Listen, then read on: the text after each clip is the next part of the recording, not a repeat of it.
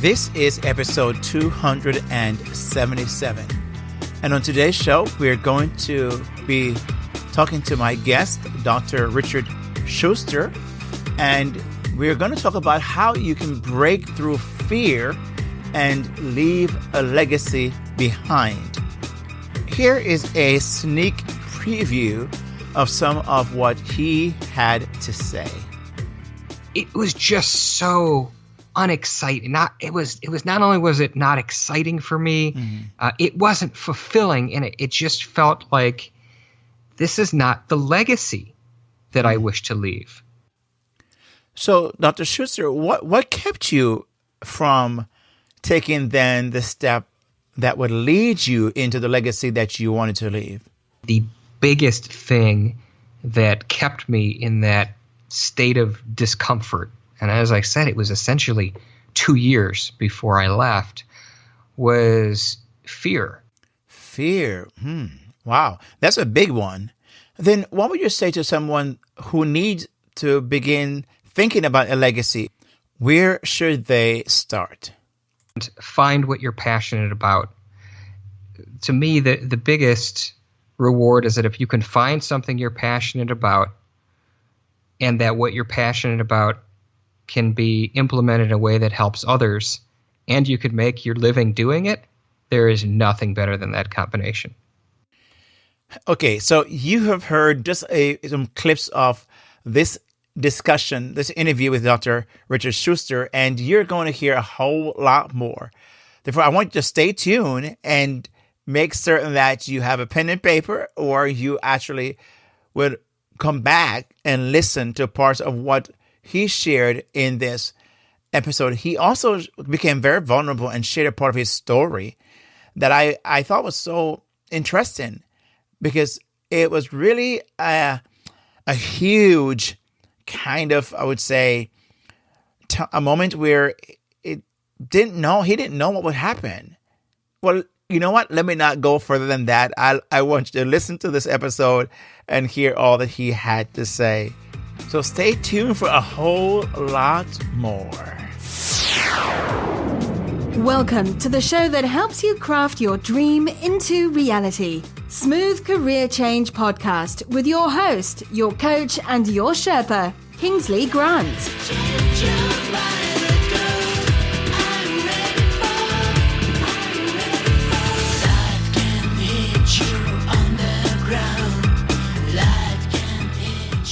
That's right, my friend. That's why you have joined me on this show today, because you can change your life. We believe that. I believe that. And that's why I do this show week after week, because I know that you can change, and you want to change your life, or you would not be listening to the show. Welcome to Smooth Career Change. If it's your first time, hey, thank you for joining us, and you're going to be in for a blast. Just hold on tightly.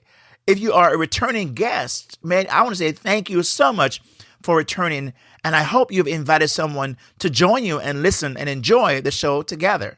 And as a returning guest, you know what time it is.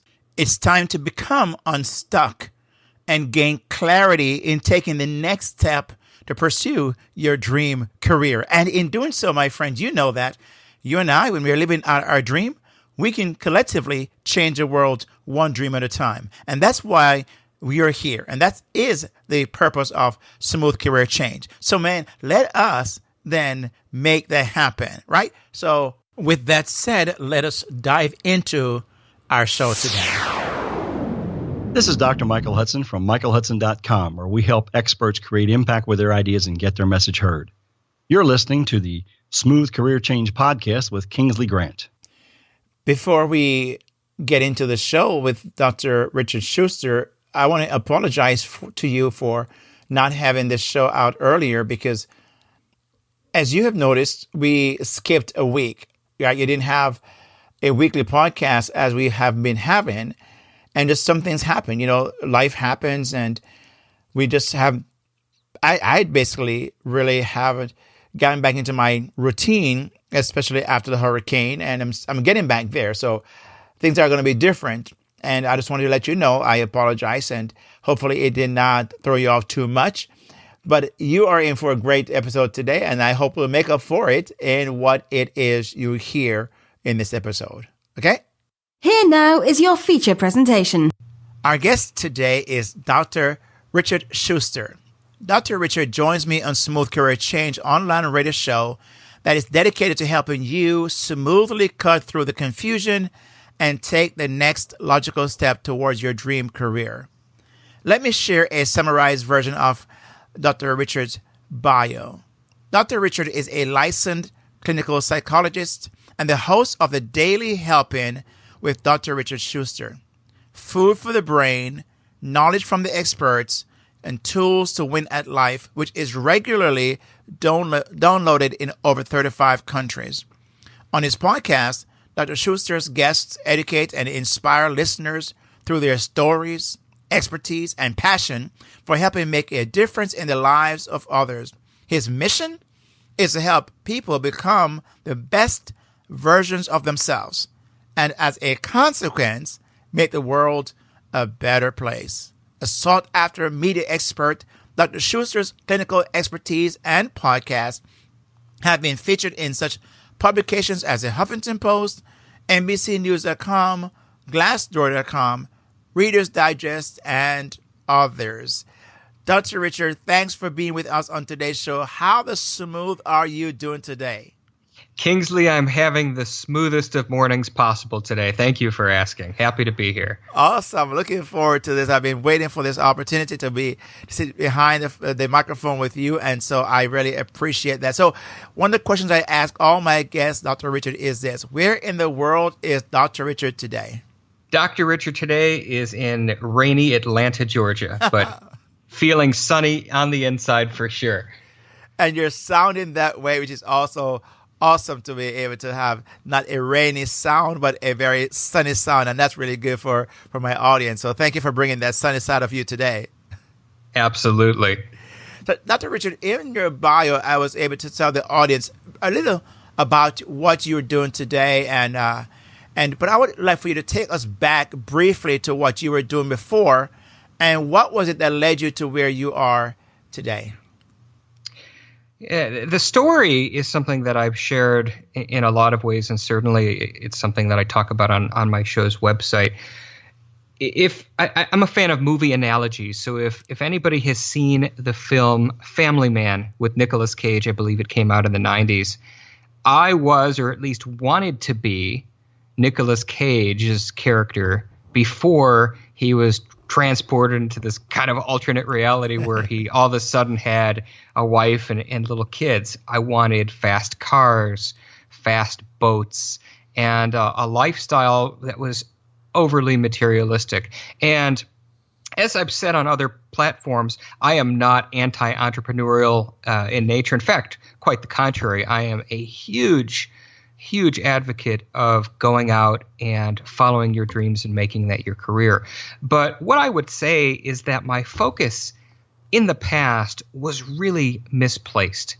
And what really helped me have that transition, and it was not a smooth transition for me, was in 2001, on what seemed like any other given Saturday, I experienced a near-death experience in a car accident, which I really think I probably should have died.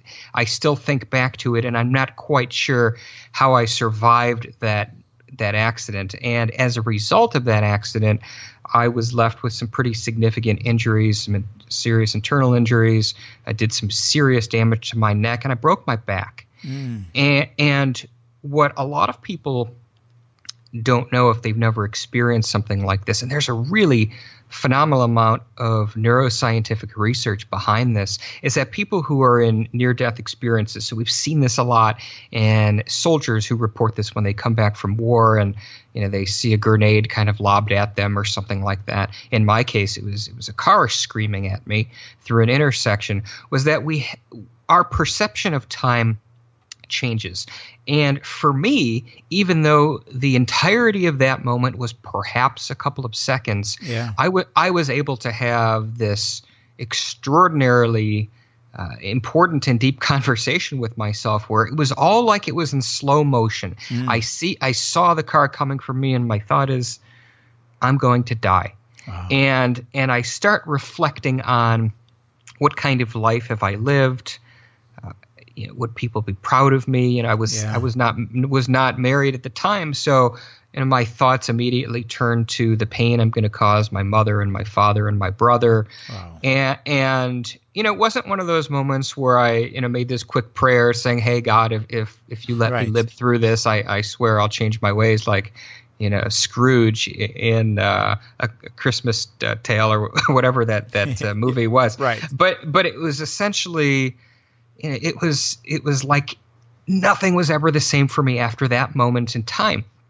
And I rehabilitated, regained strength, did all of the things that you're supposed to do physically to get back to where you were. But what's interesting for me, Kingsley, is that at that time I had started an IT consulting firm with a couple of guys. And so I went back to that. And while I went back to it and actually stuck it out for a couple of years, down deep I knew that was not where I was supposed to be, where I was so excited about that and all of the glory and the riches and all of the things that owning my own business was going to get me. I had this massive shift, and every day I was there, I just felt more and more disconnected. I didn't know what I wanted to do. I just knew I wasn't doing what I was supposed to do. And when I finally mustered the courage to walk away from that situation, that's really when I began my transition onto the path I'm on now, where I get to spend essentially every moment of my professional time helping others. And it's so gratifying. I really, by the way, if you're listening and want to see the picture of the car that Dr. Shuster, shared about, the accident, you can go on his website, which we have the links in the show notes. But you're right. That's a miracle. How did you walk away from that? It's like, wow, but that's going to be a life-changing moment. But I want to ask this question, Dr. Richard, is when you said after, having that experience and going back to work and start going through those things, other than the idea of processing and, looking at your life, were there some things going on? Was there an emptiness? Was there like there's more to life? What were some things that were going on in your mind that would signal that, I need to be doing something more than I'm doing right now? I think whenever somebody decides they want to take the entrepreneurial journey, that one of the things that factors into it is money. As I said, for me, prior to the accident, that was the principal driver for me, was money. And I think the shift was because, again, it's IT consulting, so it's security and computer networks and these things. And I just kept over and over going in my mind, is this really what I want to be doing? Is selling computer networks and software managed? Like it was just so unexciting. It was not only was it not exciting for me, it wasn't fulfilling, and it just felt like this is not the legacy that I wish to leave. So that was part of it. Is like, what am I doing? How am I helping society? How am I helping the earth? When one day when I have a wife and kids, what legacy do I leave behind? And there's nothing wrong with, I make it sound like I'm bashing these things. I'm not. Just for me, I needed to be doing something differently. I think you're onto something very interesting, because I hear from a lot of my members of my audience, and that part which you described about not fulfilling. And I find people, and you may be able to speak to this from a clinical perspective, but I find people, not they're unwilling, but they have a hard time moving from where they're at to something more fulfilling in life, something that it may not seemingly have the monetary value right away, but because of the shift of what it may take them to get there. And I don't know if it's something that, more than just the material or the financial aspect of things that keeps them stuck. Can you speak to what are some of the things you've experienced, or you could say that work behind the scenes where people are stay where they are, even though they're not they're unfulfilled, even though they're not making an impact or leaving a legacy journey. But why do they stay there? I mean, what is it? What's going on in their mind? That as you would speak to that from a professional standpoint. Well, I'll speak to it from a personal standpoint as it relates to that story I've been sharing, and from a neurobiological standpoint as well.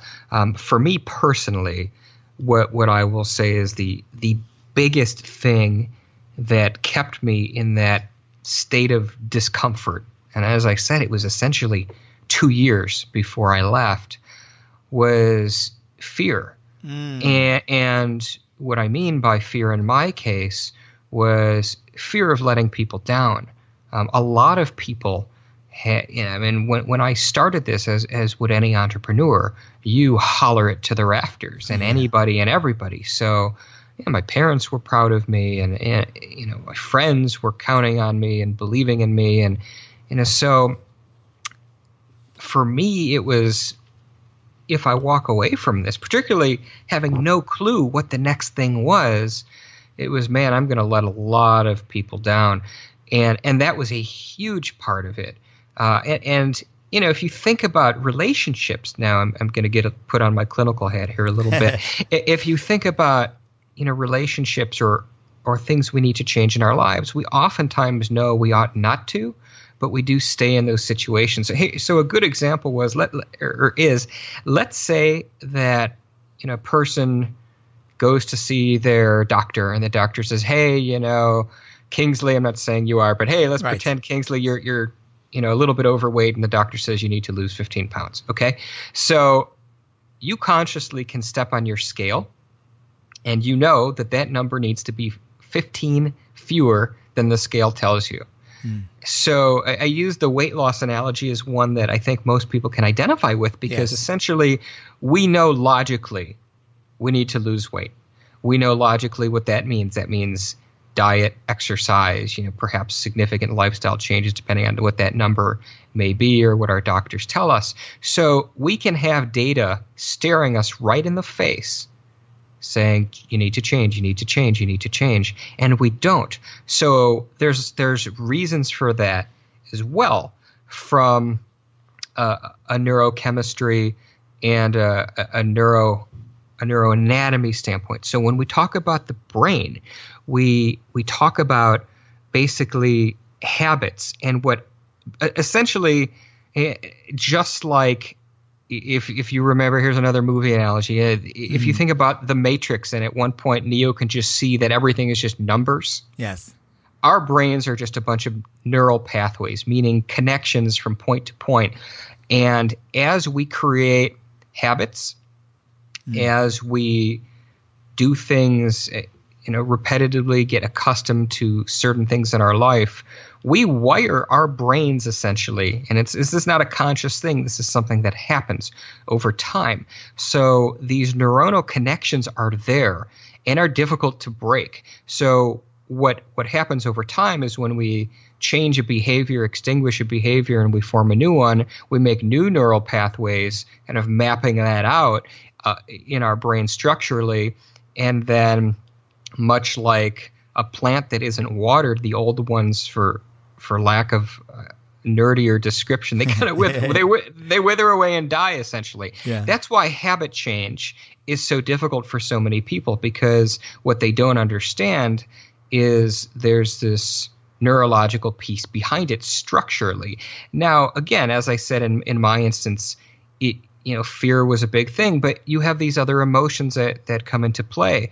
So people start doing this emotional reasoning, this bargaining, if you will. God, I've invested so much time in this relationship. I've invested so much time in this business venture. I've spent X number of years climbing the ladder. And even though I'm so unhappy in my current position, if I get the promotion to the next level, I might be happier. So we do have these bargaining sessions with ourselves where we try and rationalize the things in our life which we know are either causing us emotional distress or discomfort.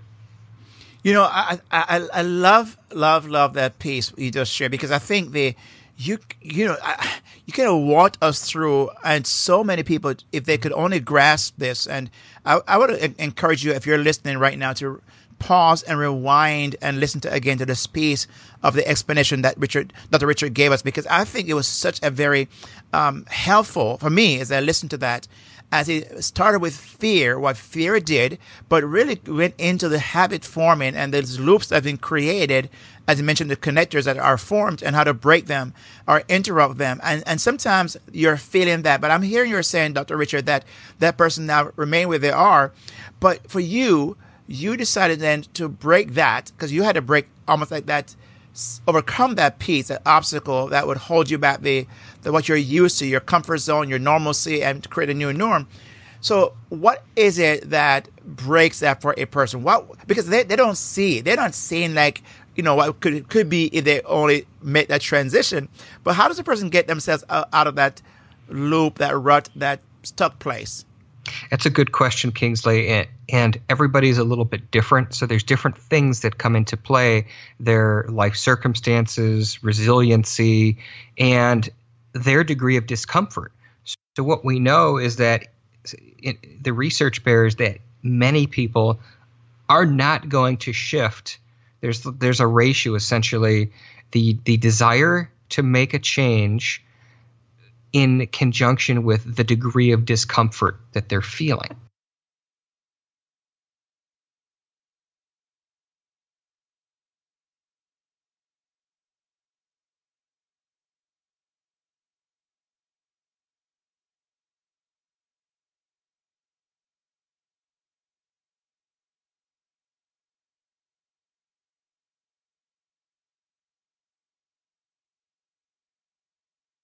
So, to liken this to a relationship, if your spouse tells you that, she's sick of you leaving the toilet seat up, and if you do it one more time, this marriage is over. Now, that's obviously a ridiculous and irrational example. You might be surprised. Some might be saying, but the message is this: if you're that guy and you value your marriage, you better believe you're putting the toilet seat down, because the motivation to start modifying your behaviors would be incredibly powerful. So, for me, you asked about me specifically. As I had said, it just every day I became more and more unfulfilled and unhappy. I got to the point where I just said to myself, I know I'm going to really get some blowback from a lot of people for walking away from this, and I'm going to throw myself into essentially this vacuum of unknown, because I had no clue what was going to happen next. But in that instance, for me, the pain, the discomfort was great enough that I did it. And I wish I had done it sooner in hindsight. But I walked away from it. I ripped that Band-Aid off completely. I've heard, Hal Elrod on his show talk about, whether you should burn the sails or not. I burned everything. I mean, I didn't go in there and, right. And curse anybody out, but I just said, guys, I'm done. I'm done immediately. And that's it. So that was for me. It was just that impetus for change was great enough that, it overrode that fear, and I just kind of said to myself, whatever the fallout is from this emotionally, with people that care about me, I'm just going to deal with it. So I'm hearing that one of the things that has to be is you have to weigh and look at where you're at, the comfort, either the consequence of staying there versus what it is that would possibly happen should you either transition to, whether it's in your own organization or your company, or to launch a business on your own. And pain is strongly enough, it's worth it.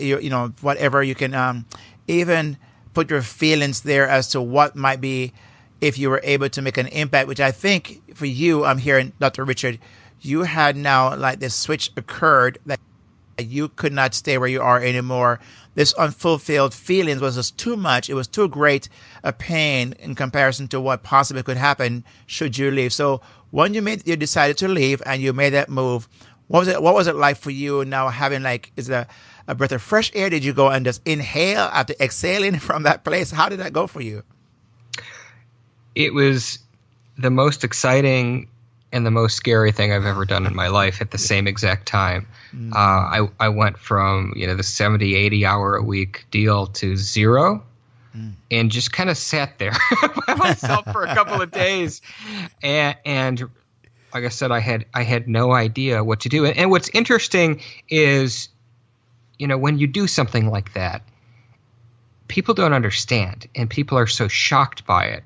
And then, of course, the logical question, the rational question is, what are you going to do next? And so everybody started giving me these ideas. Well, you're good at talking. You should become a trial lawyer. Or you maybe think about the stock market. So people were starting to give me, and they were well-meaning. It's not like people were forcing me to do things I didn't want to do. But right. I'm just like, no, that's just not who I am. I don't know fully who I am in terms of where, but I know that's not what I want to do. And essentially, then it just. This transition, I started reading some books, and I don't recall which, but I know that I was just kind of on this path of rediscovery. And the story goes that one day I happened to be at a grocery store and I heard these two women talking about, hey, have you heard about this MySpace thing? Which, for those of you old enough to remember, kind of really was the first real social media that took fire, predated Facebook.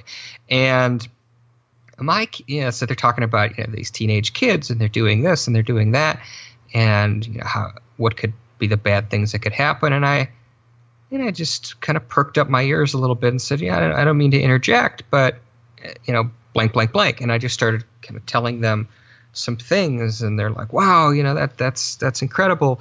And the next thing I know, that led to me giving these little speeches to PTAs, and I didn't charge. I just went and started talking about internet safety, and then that grew.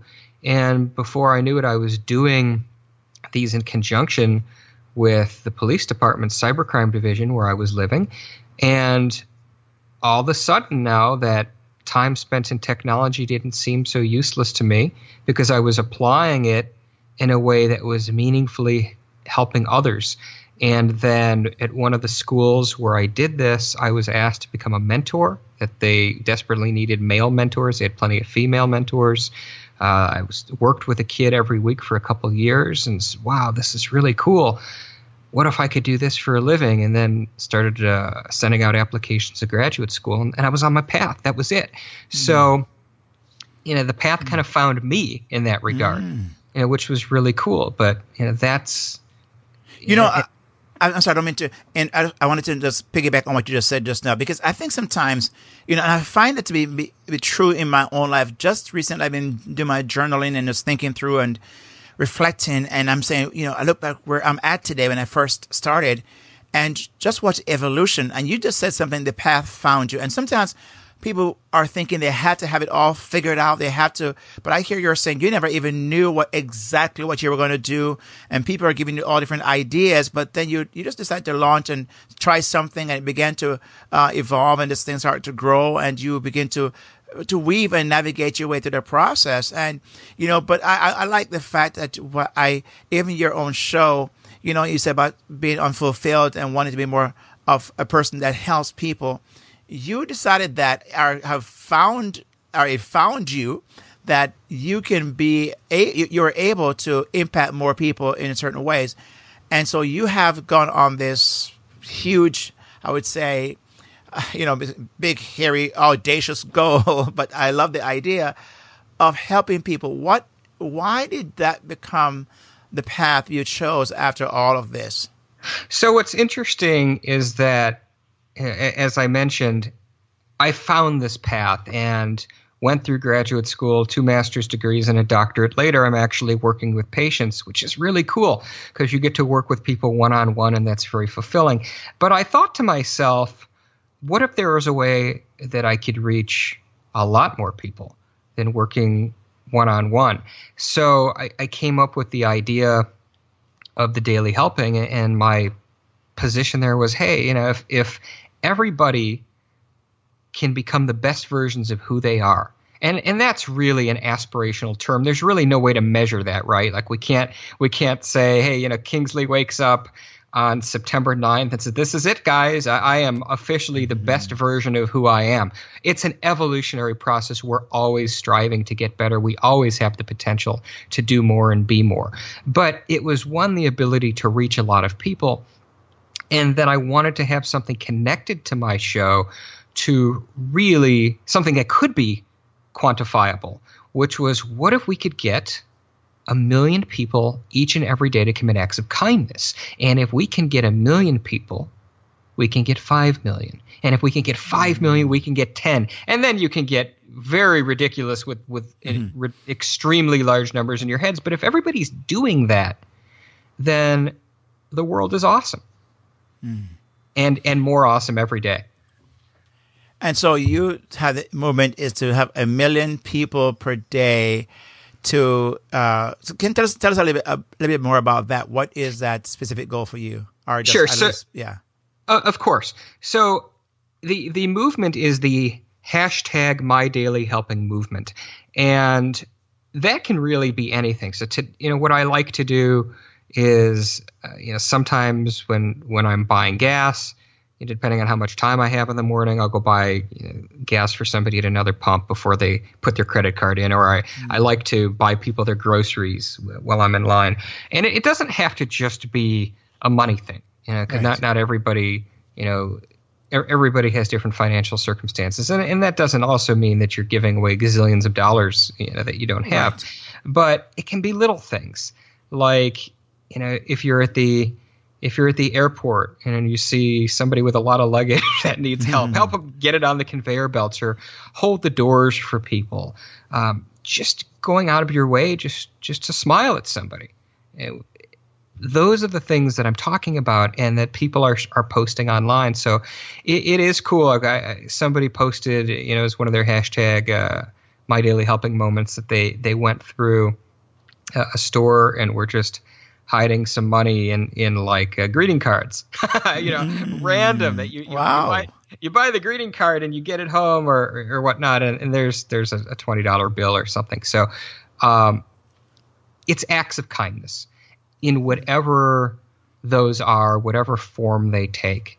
And just because, again, bringing it back full circle, if you get into the habit of doing acts of kindness every day, you're going to wire your brain to get used to that. And what's really neat, there's a lot of great science behind this. We live in an age now, and we have for a number of years, where we can actually see what's going on in the brain in real time. And what we know about charitable acts, altruistic behavior, is that the part of our brain, which is called the mesolimbic pathway. This is essentially where all the rewards and the good stuff that we feel comes from. If you were to go, Kingsley, today and just get in your car and go to South Beach and hand somebody $1,000, well, they're going to feel really good. Yes. So are you. And in fact, if your brain and the recipient of that money, if we kind of like a blind taste test, like the old Pepsi challenge from back in the day. If we didn't know who was giving the money and who was receiving the money, we couldn't tell, because both areas of the brain, your brain and their brain, would light up in exactly the same way. But our society is so focused on giving, our society is not focused on giving. Our society is so focused on receiving and taking that we don't understand that giving gives us the same neurobiological response, which is really cool. Wow, I couldn't have prompted you. I couldn't have actually prompted you to say that, because I think it's so pointed about what happens, and that's why I'm so happy to have you on the show, Dr. Richard, because I think you're bringing a background piece that helps people understand why, when they make a change or create a new habit or ritual, whatever the case might be, why it's so important to form it around something that you want to really cement in place, like your idea of this daily helping and wanting to engage people and get them to be involved in this idea of being acts of kindness and so on, because it does help the brain to, again, I'd say, wire around this whole thing that's firing for you, that you're now, giving, being very generous and altruistic and all those different things. So I really appreciate that, because this is so important. We don't hear much about this. We hear a lot about, this. I understand not everyone has the training that you do and are able to describe so well and articulate this in such a very simple way we can understand it.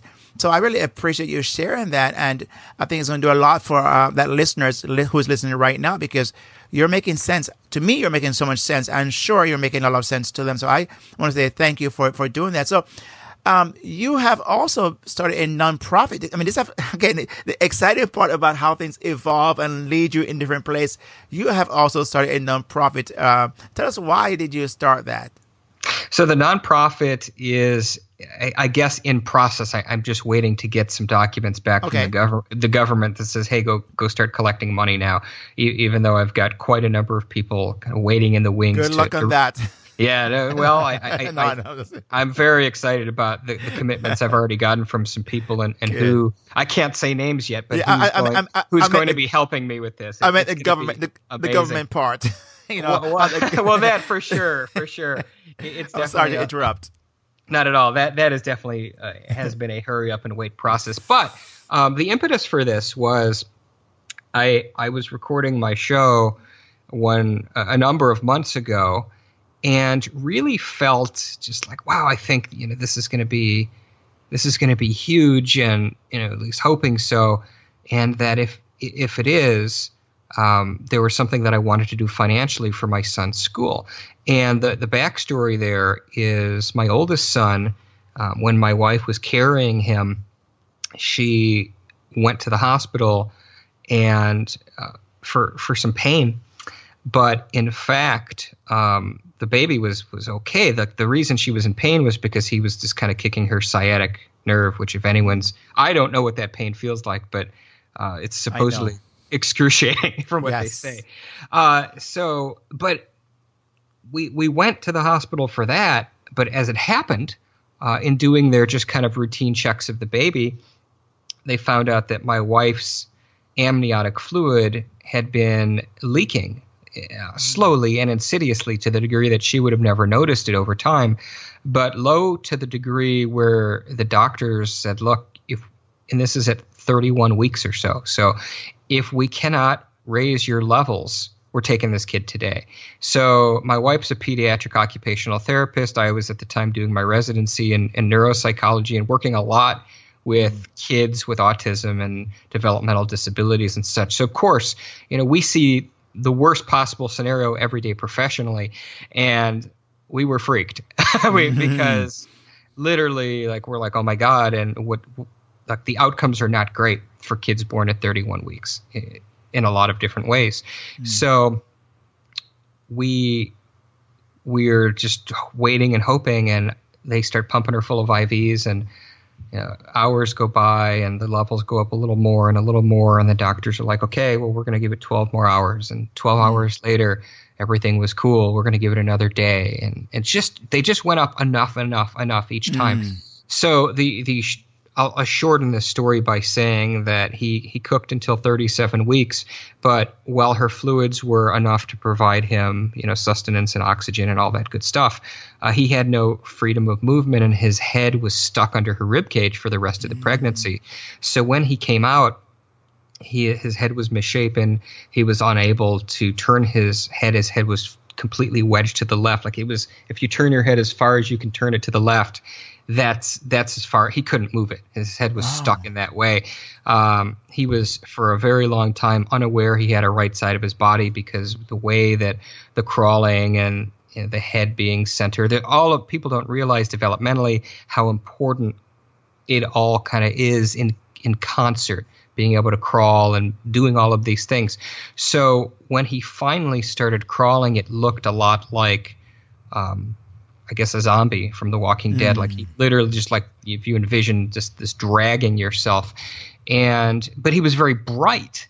So we were trying to find a school for him, and we probably looked at 20 schools in the Miami area. We were not too far from you back in the day.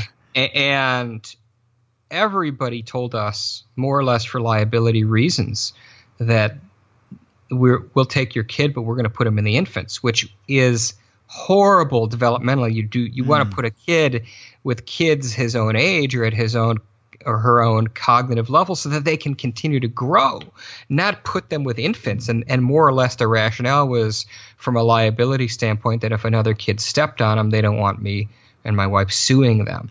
So finally we found one school and they're like, yeah, he could get stepped on. He'll cry, but that's okay. And so they took him.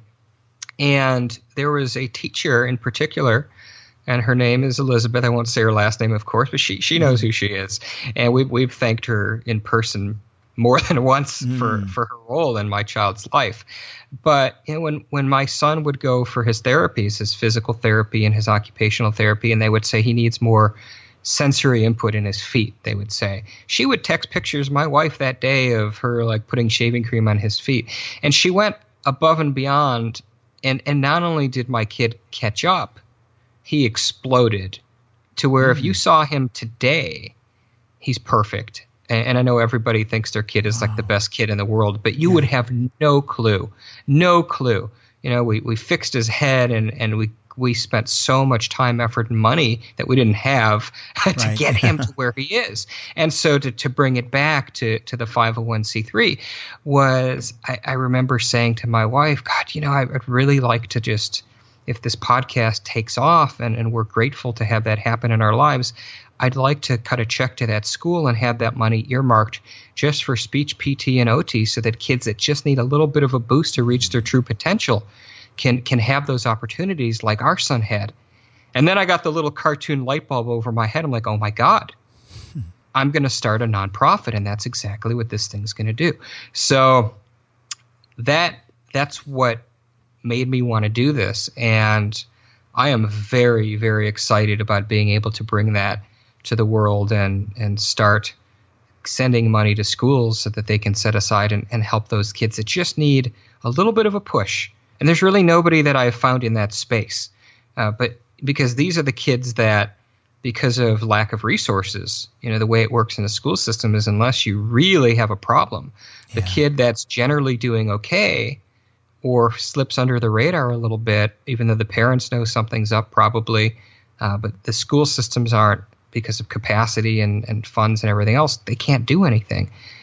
I want to bridge that gap, and I'm excited to bridge that gap.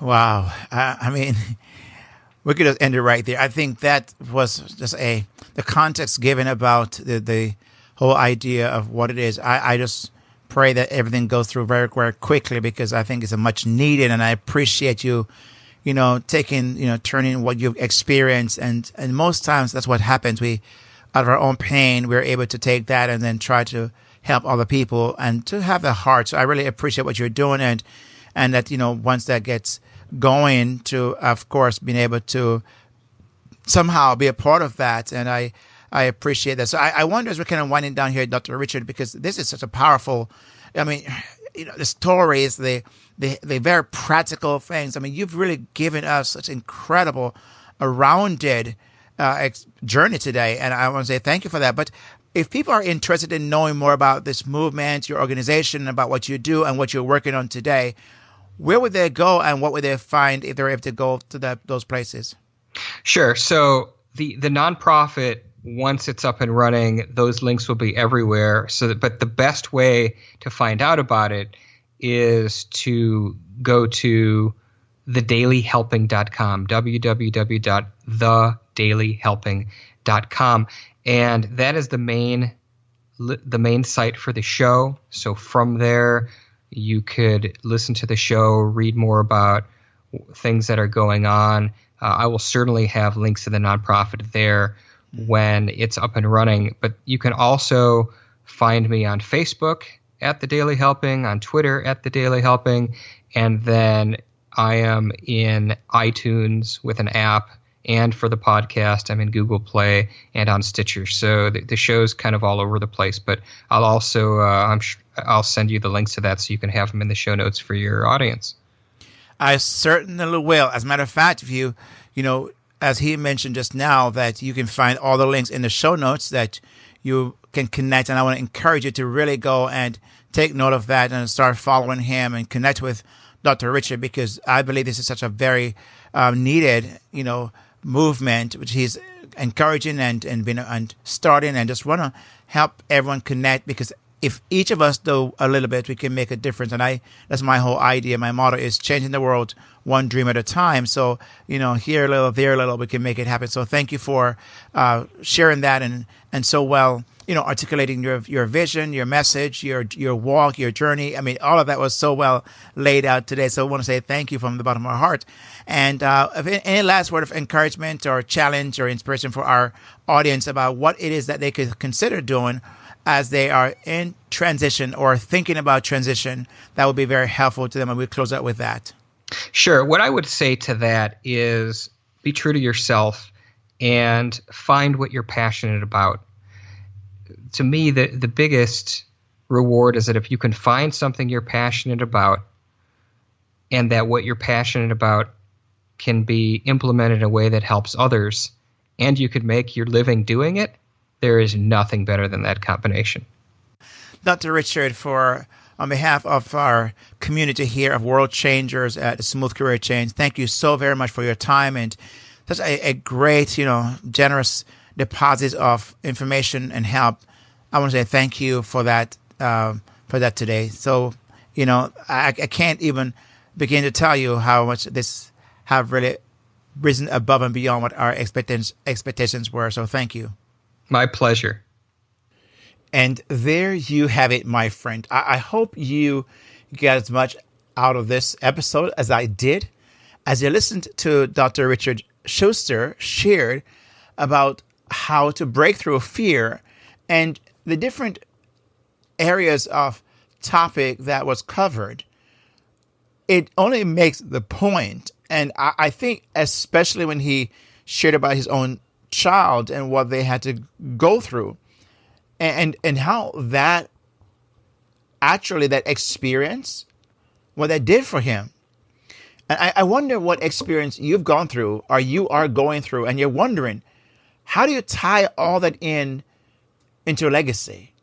Well, I hope you were able to hear how it all dovetailed into where he's at with his own organization and what he's trying to do.